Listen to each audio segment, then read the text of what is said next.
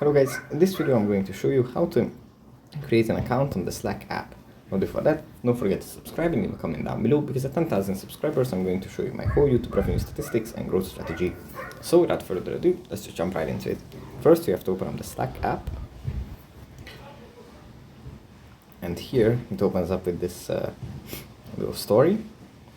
Here we have an intro that presents the Slack app as a communication platform for workers. And then we can just tap on Get Started here. And here we can select what we want to continue with. So we want to continue with Google. Here we select the account, and then the Slack app is going to load. And yeah, that's pretty much it for this video. Hope it was helpful for you guys, and now see you in the next one. You just have to complete these things that they ask for.